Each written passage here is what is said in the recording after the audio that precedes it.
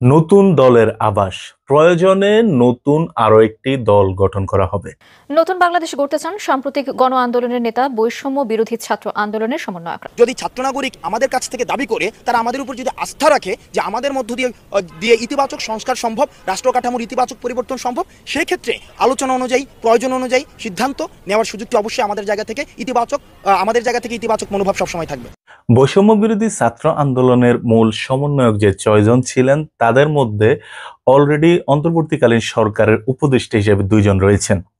অনেকে বিভিন্ন ধরনের মন্তব্য করেন বা জানতে চান যে সার্জিস আলম বা হাসনাত আব্দুল্লাহ, স্পেশালি সার্জিস আলমের কথাটাই বেশি আসে, তিনি কেন সরকার উপদেষ্টায় নাই।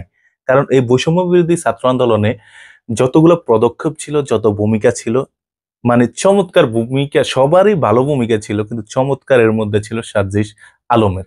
তো সে অনুযায়ী অনেকে এই ধরনের মতামত জানতে চান। এটার একটা কারণ হচ্ছে অন্তর্বর্তীকালীন সরকারে যারা রয়েছে তারা চাইলে পরবর্তীতে নির্বাচনে যেতে পারবে না, এই জিনিসটা কিন্তু তারা স্যাক্রিফাইস করেছে। আর সার্জিস আলম হয়তোবা নির্বাচনে আসবে।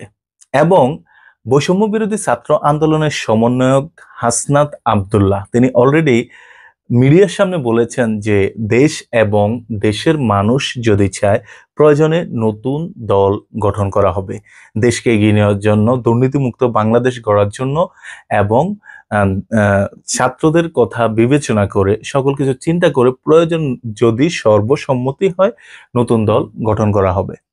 যার কারণে যারা চিন্তা করছেন সার্জিস আলম কেন সরকার উপদেষ্টাতে নাই, ঠিক এই কারণে, কারণ এখন যদি সরকার উপদেষ্টাতে যেত পরবর্তীতে নির্বাচন করতে পারত না। কারণ এখন যারাই আছে তারা কেউ নির্বাচন করতে পারবে না, প্লাস প্রার্থীও হতে পারবে না।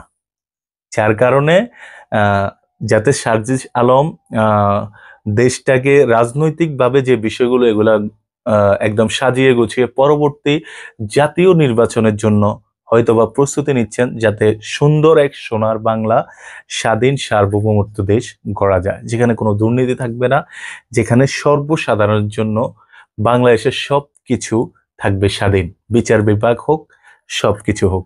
যার কারণে তখন বৈষম্য বিরোধী ছাত্র আন্দোলনের বাকি সমন্বয়করা প্রয়োজনে সার্জিস আলমকে সহযোগিতা করবে।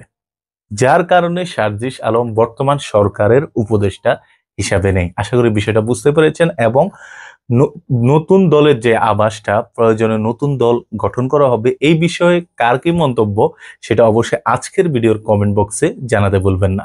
তো এই ছিল আজকের ভিডিও। সবাই ভালো থাকবেন, সুস্থ থাকবেন, টাটা।